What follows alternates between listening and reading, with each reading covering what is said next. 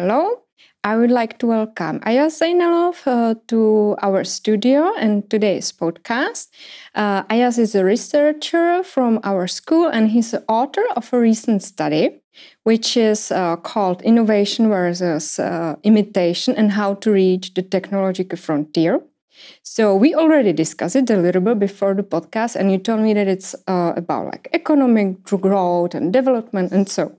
And my first question was, when I also read the story, what is the technological frontier? Yeah, because I didn't know this term. So could you please, for the beginning, explain us the first term? What is it about, the technological frontier?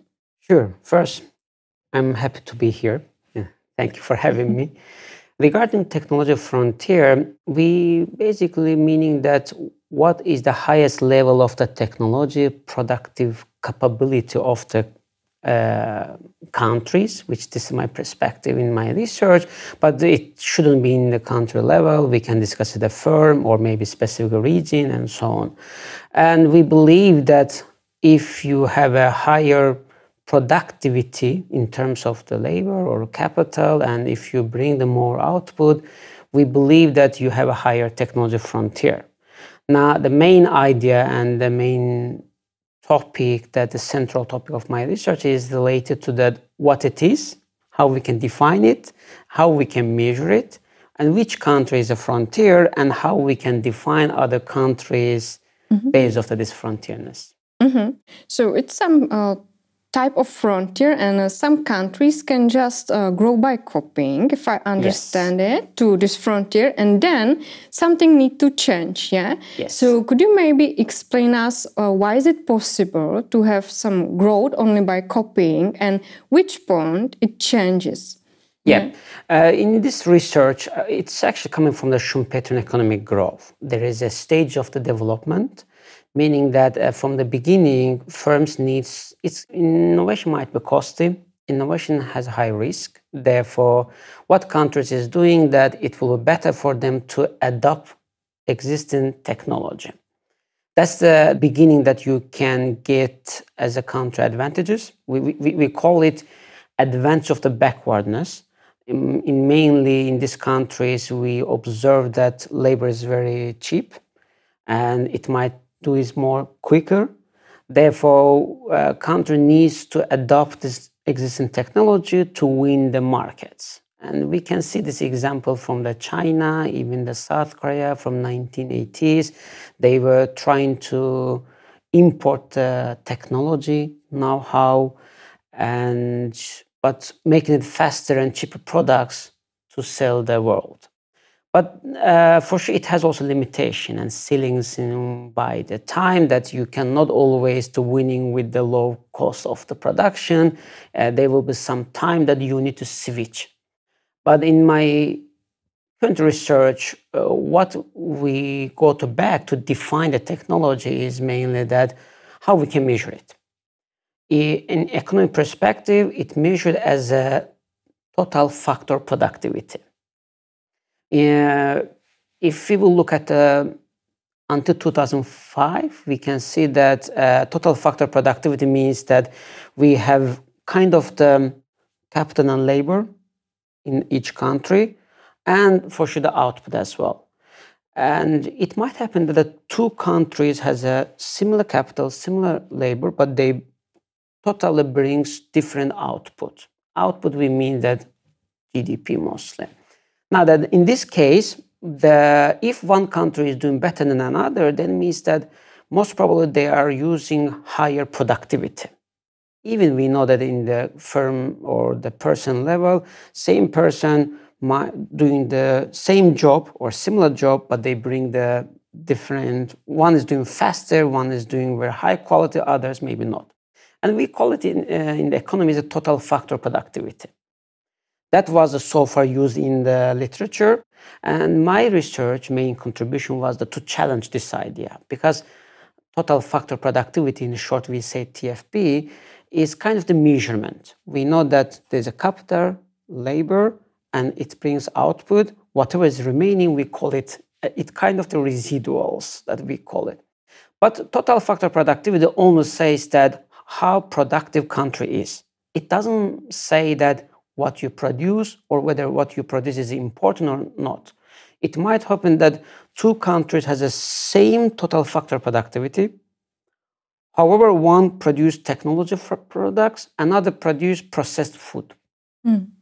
Then it doesn't mean that even if you look at this Asian countries, especially in the 1980s, we see that there's a high TFP, and we can say that they were the frontier. They were very productive, just managing to allocate the resource more better. Therefore, my research is trying to challenge this idea to come in with a different measurement. And we discussed the economic complexity, which in economic complexity, it matters what you produce and whether the product that you produce as a country is quite significantly complex. It might happen that you have a very diversified production, you produce in the different sectors, but you produce textile, you produce some specific agriculture products, which it is not too much complex. And therefore, in the economic complexity, we look basically that if there's some products that are specifically cars, or the motors of the cars, or some specific lens, or semiconductors, and so on, they're more complex. That's the idea that if instead of the total factor productivity, we can look at the economic complexity, it might better represent the frontierness. And why I challenge that idea is also that the last 20 years, until 2005, we see that US is the leader in terms of the TFP. Therefore, the frontier, if you will ask anyone in the world, you will see that they will say the US is the best. But I challenge this idea, and if you look at it from the economic complexity, it's actually Japan is coming to the first. The idea is that, okay, you might even be more productive, but it's also better to look at what product you produce and whether you manage to export it further.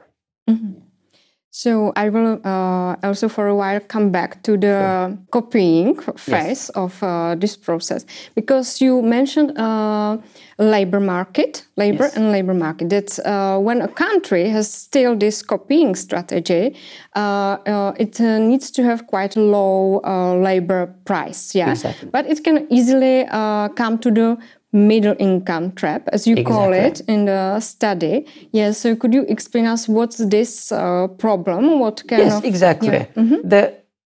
Since there's 3 stages of the development, and first stage is you copy and you win the economy with the lower cost, but there is a moment is coming that the wage is already rising.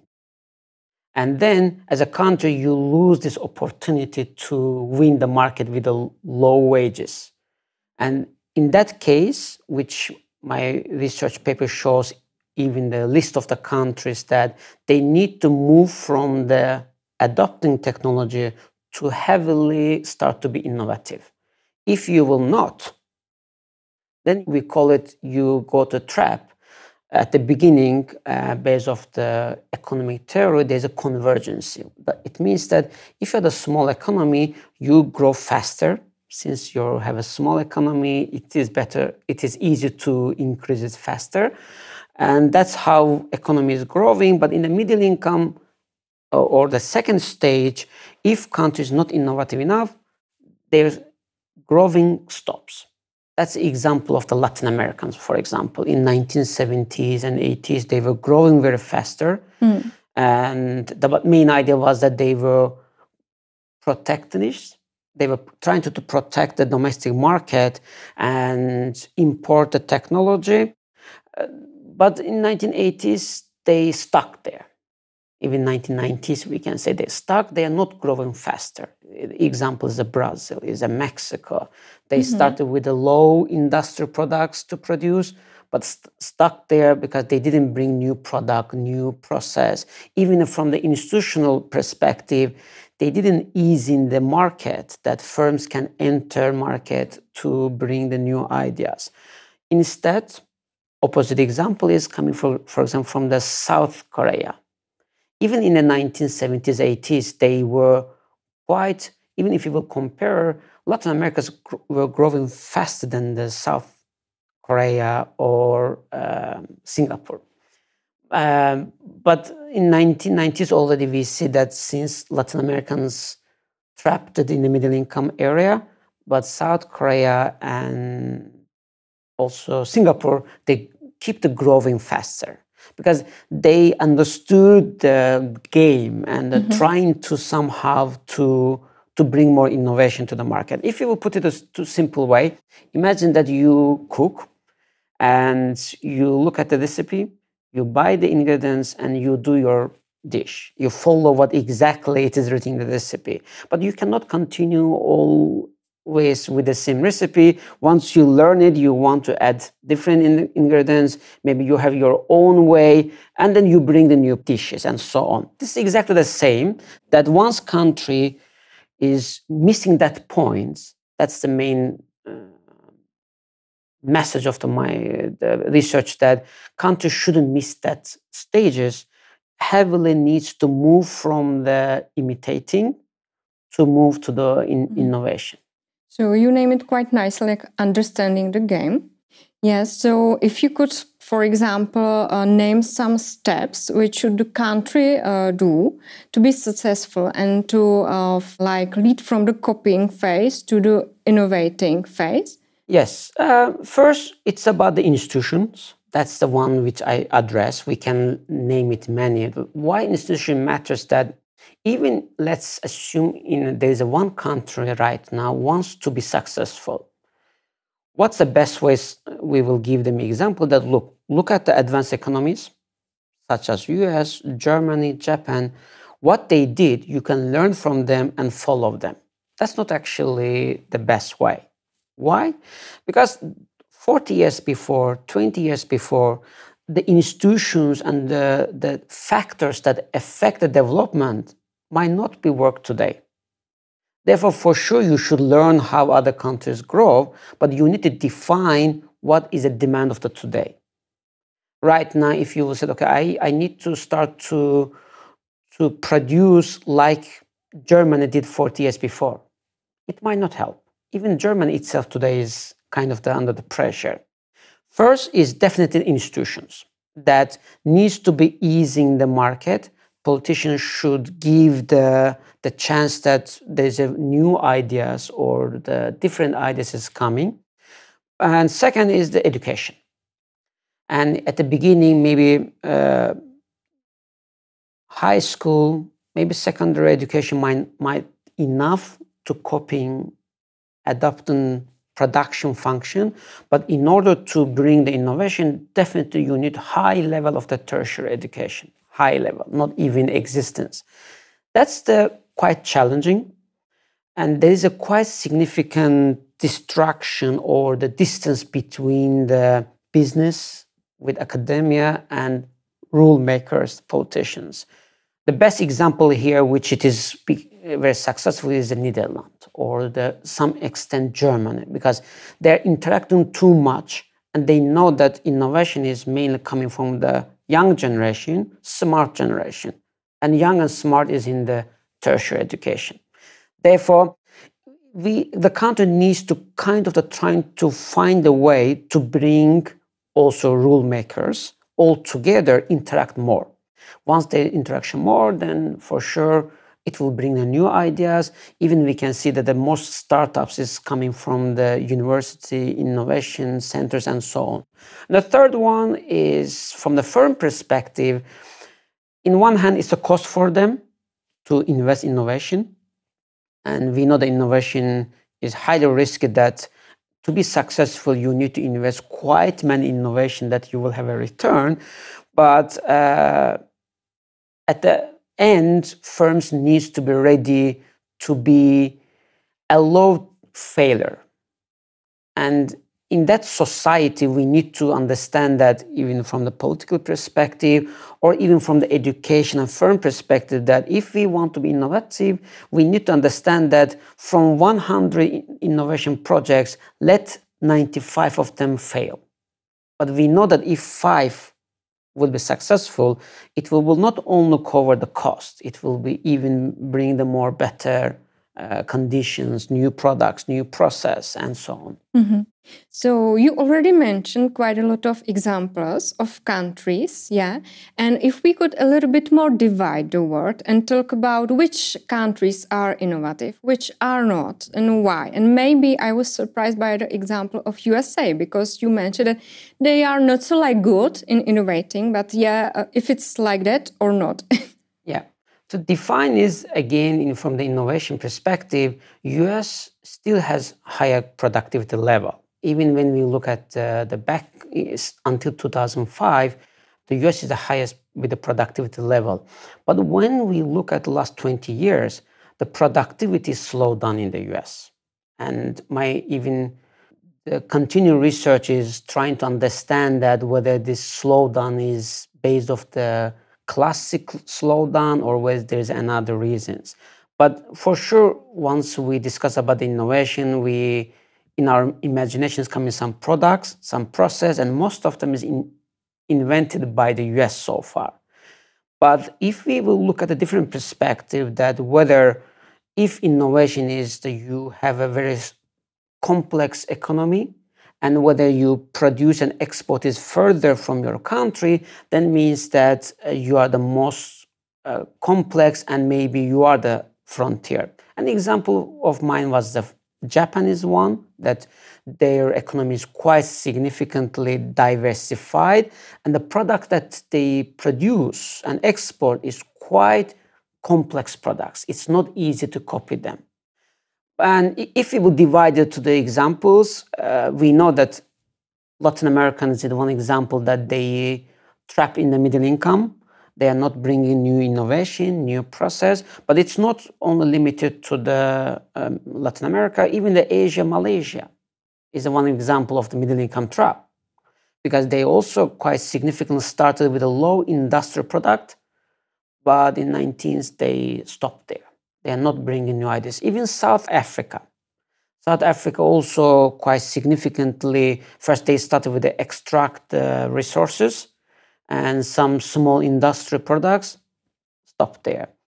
The good example is we always coming from the South Korea. We are coming from the Taiwan, which even right now we know the semiconductors, even the US is lacks Taiwan.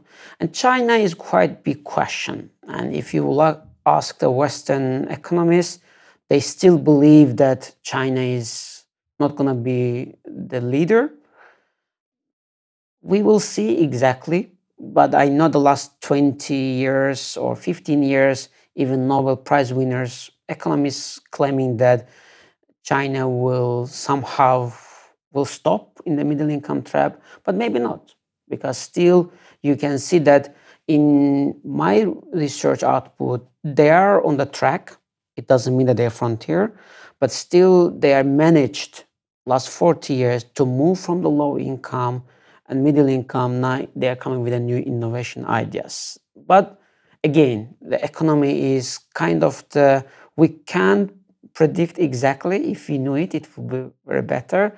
But economic development itself kind of was undermined the last 15 years, because different topics in economy were coming further. But since last year, which we have a Nobel Prize in Economic Development, for sure it was from the institution perspective, now development start to be more interested again. Maybe now more academic will concentrate on it, and then maybe policymakers also will make it priority that we need more development. Yeah, I'm actually struggling to ask about the Czech Republic. How is it with the innovation? No, it is actually good. Maybe even the issue about, the ones we come with the new ideas, we never say that our measurements or our definition is the best. Based off the economic complexity, Czech Republic is in the top 10. The reason is that the economic complexity is looking for the exports, and in terms of the export, Czech Republic quite significantly diversified, and the products that we export here is quite high. But it should be in line with the number of the patents, innovation you bring it together. Somehow from that trade or economic complexity perspective, we are doing very well, but we are not innovative enough. Therefore, for sure, as a Czech Republic, we pass this middle income trap. But in another hand, we should understand that we have also the challenges here. The reason is that last 15 years, we were importing the jobs to our country here, especially because wage was significantly lower comparing to relative to the Western countries. And from the human capital perspective, we didn't have any problem or challenge it. I don't even believe that we will have. And as well as the policies, taxes were quite attractive. Therefore, we were kind of using the advantage of the backwardness in Czech Republic. But it is going lower and lower. Because now we observe that most international firms, they move their offices out of this country. Very less employment opportunities coming by time. Therefore, in terms of the innovation, we are still quite a little bit back. Therefore, we can't win the economy anymore with to advertise Czech Republic that, look, this is the environment for the firms that you can use an advance of the low wages. That advance is already kind of the finishing. And we need to come with the more innovation. And the issue that we have this capacity as well, and maybe which we discussed earlier, that to be a little bit more understanding the failure, meaning that you need to allow the firms to fail in the innovation and interact more with the industry, policymakers, and education. That might be a little bit needs to be developed in Czech Republic. Yeah, so, and my last question to it, why should we, like citizens, why should we be interested in this topic, like if we are innovative or not, our country? Because yeah, we could tell, okay, so we are not so innovative, we are maybe a little bit copying, but what's the problem? Yes. Yeah. So what could be the problem if we are not interested in this? Exactly. The advantage of the innovation is not absolute, which means that it will be immediately and directly, not even indirectly, directly will affect the jobs. Okay. Now we know that we need to keep the more jobs here. We need higher wages in the future. But if we will stuck in the middle, and if we will just stuck to import the technology and just trying to produce here the cheap products to sell to others, that will not bring us more jobs, that will not increase our productivity, that will not increase our wages enough in the futures. Therefore, even from the citizen perspective, and especially from the young perspective, that if we wanted higher, better jobs in the future, our country should be innovative.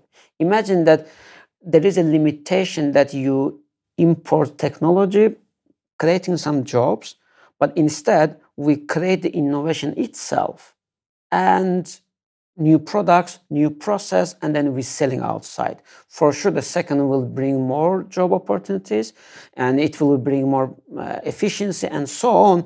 Therefore, even the citizens, young generation, will find better jobs. If we will not have better jobs, then we might have also limited public contribution that will help the young, even small generation or the pension and so on. Therefore, innovation is not only about that absolute term that economy should innovate, but it is related heavily with the jobs. And even today is the most recent topic is that how AI will shape the labor market. What I believe that it will just be substitutive, which means that it will bring maybe more productive and so on. It doesn't mean that we will compete. For sure, some jobs will change, but as a structure of the economy, it's matter that it will be better we can innovate. So, Mr. Zeynalov, thank you for answering all our questions about this topic, about economic growth and innovation. Yeah, because I think that sometimes it's a little bit more abstract for people to talk about these topics. Yeah, to be honest. Yeah. Okay, thank you for having me. It was my pleasure to have this chance to discuss it more broadly rather than academically. It's my pleasure. Yeah, and I'm happy you mentioned a lot of examples of concrete countries, so we could imagine something more about economic growth. So thank you, and let's meet again about some other study you will write. Sure, thanks so much. Yeah.